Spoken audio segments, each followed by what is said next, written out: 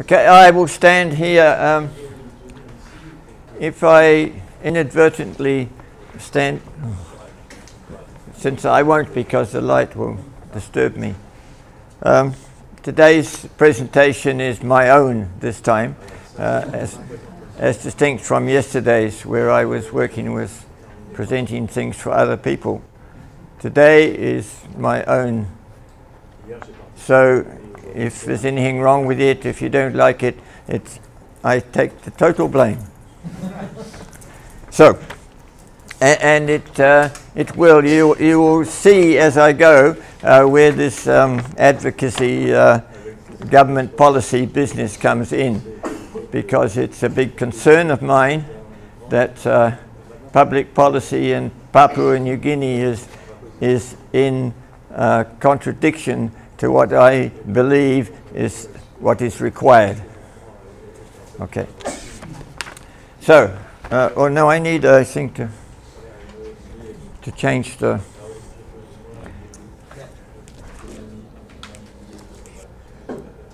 Well, let's do it. Yes, it does. Yes, it does. So, I will stand over here. If you can't hear me in the back, I am throwing my voice to the back of the room. So, it's okay. What we are concerned about in the education sector, which our universities are a member of this education sector, we are concerned with the development of the people, the personnel, the capacity of the people who are going to be driving changes in development, what is called development. And this is a concern of the sector, the whole sector, and not just the universities, but starting from preschool all the way to PhD programs. So in the Pacific generally, development plans we have give acknowledgement to the fact that the primary sector, the agriculture, fisheries, forestry, are the primary drivers of development. And we recognize that. Everybody recognizes that. Everybody says agriculture is the backbone of the country, making all these nice words, but what does it mean in terms of policy? So we have this acknowledgement, and we need to know that the demand is for people to be the drivers of this. That work? Is that the next one? I think it's the right one. So we all know what universities are for, what they're supposed to do, so we don't need to go into that. They turn information into knowledge. So we are concerned here about not just information dissemination, but actually understanding of what the information really means, and this is what we are conveying to our students and in our research. So, understanding the science and developing the technology for this, using our natural resources, harnessing these natural resources in order to drive some kind of development. And so how do we do that? But there are no clear pathways to enable us to do what I'm just saying we should be doing. If we start with the most important people, and these are the people who are actually doing the gardening and the fishing, then these are the people that we should be concentrating on in the ultimate. These are the people who are going to actually drive any kind of economic or social development. So they need, I mean, they have in Papua New Guinea 10,000 years of research done by farmers. That's how they got from a purely hunting and gathering situation 10,000 years ago into settled agriculture, and the agriculture we have today is a result of 10,000 years of experimentation and research by farmers. But they need new knowledge and new skills, and we need to find out how best to develop these new skills and generate the new knowledge which they require. So there's a call for better education for farmers and better education for fisher people. And this is a change in way of thinking that we would say, and we will say that some of our university graduates, in fact, agriculture graduates from our university, are out there and doing the farming. This is what happens. So we need to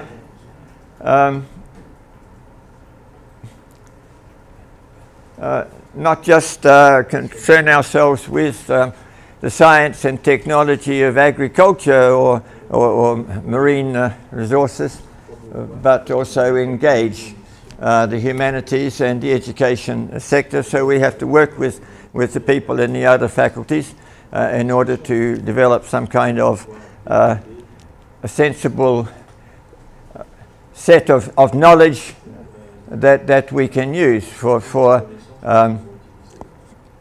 developing the capacity of our people on the ground.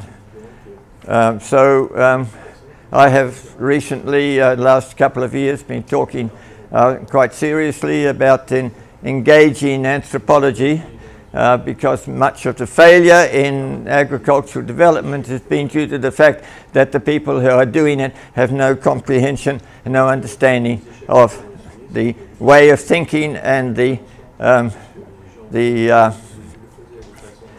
if you like, the belief systems and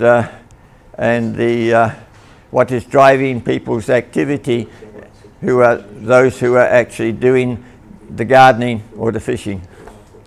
We don't understand these people, and I mean, we're talking about Papua New Guineans. They don't understand their own people because they have been educated out of this. They are no longer part of the social belief systems. And if you don't understand what your client is thinking, then you cannot get them to make any kind of sensible changes. So it's important. The other important thing in our situation is that the University of Goroka, for example, is the primary teacher training institution in Papua New Guinea, and therefore we believe that those who are in the school system and training people at that level are those who should be enthusing them to undertake development through the primary production sector, so through agriculture, basically. So we need to use these education people. There's a danger here. I've said that we are allowing commercialization instead of thinking in terms of welfare in a general way. We are thinking only in terms of money and the government and those who are making public policy and the people who are actually doing the teaching and the training. They are thinking only development means income, but development does not mean just income. And so we have to understand that we need to we need to have new ideas of how to define what we are trying to do when we talk about social and economic development. It's important. We have a number of research initiatives that we are working on, involved in having a better understanding of what farmers and fisher folk. I always have this problem with fishermen, they're not men anymore. Farmers and fishers, it always sounds funny to me, but farmers and fisher people, what do they need in terms of new technologies? What do they need in understanding? What do they need to enable them to do what they do in a more effective way? And so we have a number of issues to do with food security, to do with dealing with coping with climate change effects which are happening, issues which are threatening food security and health in particular, and there is a divergence of a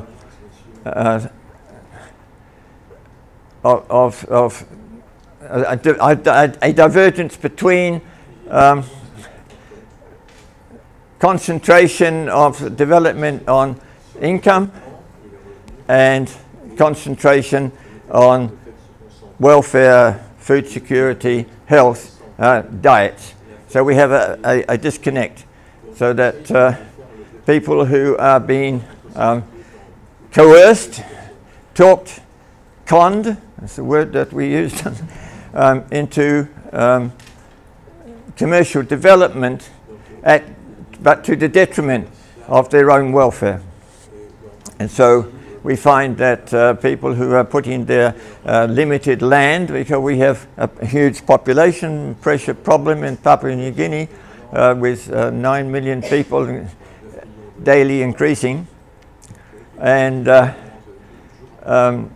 so therefore declining land availability, and so that a piece of garden or a set of gardens that previously were supporting a family, a nuclear family of say 5 people, is now supporting 10 people. The same piece of ground with no new viable technologies to enable it to be supported at that level. So we have a disconnect, and our research is looking at, because we don't have the data to say we can. One of the important things for a university is that we have the opportunity to be independent think tank type institutions for government, but the universities are not doing this, and so partly because we have a lack of data, a lack of hard information that we can sit down with politicians and say, hang on, your thinking is wrong here. Here's the data to show that your thinking is creating what you are saying what we should be doing in terms of national development is in fact detrimental to our people. And unless we can convince people that that is the case, we are going to be always banging our heads against the concrete wall. So I've got a little bit off the track here, but we have a number of critical questions in the primary sector, which I have listed a few here. And these 8 questions, I think, are important. You probably don't have time to appreciate them in this short presentation, but there will be eventually a printed paper which has been made available, but which we don't know how it's going to appear yet in terms of the proceedings. But these are some of the questions which we are addressing in our research and teaching within the Agriculture Rural Development Department Division in the School of Science at the University of Goroka. And I have a very nice collection of colleagues who agree with me on all this, so we are able to direct our student thinking towards answering some of these questions.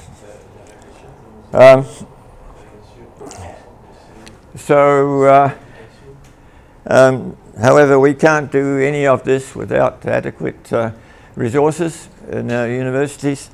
We are under-resourced, overpopulated.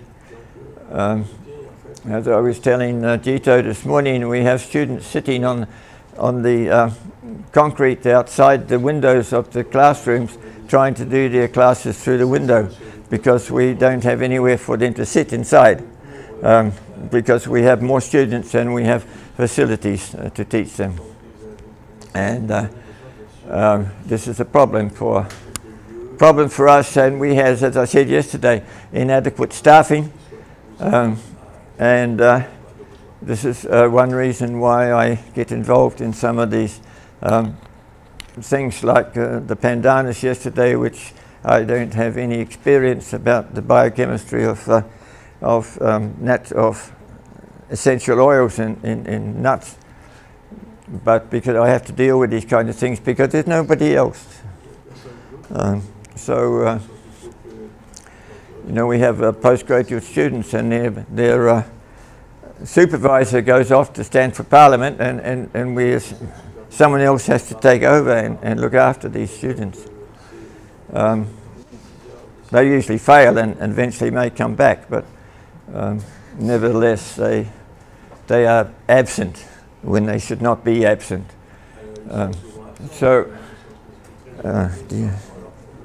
I can't control. So just to try to finish, time is about right. I have no doubt. I mean, I have huge faith in the farmers of Papua New Guinea. I mean, they are people that know what they're doing. They've been doing it for generation after generation after generation. As I said, for as long as there has been a notion of settled agriculture, Papua New Guineans have been doing it well before Mesopotamia and the rest of where we think it started. And so we have had this long history, prehistory, and I have great faith that they can rise to the occasion and feed the nation. But they are not able to do that if what they are trying to do is at variance with national policy. And so the universities have a huge responsibility to collect the necessary information, the necessary data, to get the thinking straight, and try to ensure that at least there is some semblance of reality and some semblance of common sense in national development policy. We have to do that, and we don't take this role. The university has this role of advocacy in terms of public policy, and we have not just a teaching role, but we have this research role and we have this advocacy role, and we don't take these two latter seriously enough, or put enough resources into those parts of our activity. We spend our whole time focusing on teaching because we don't have enough people to do it properly, and too many students. So we're concentrated on teaching, and we do not do enough of our research and advocacy roles. But we have to do that, otherwise the country will go down wrong pathways. Okay.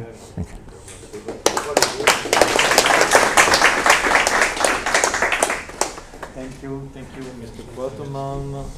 Thank you very much for your very interesting presentation.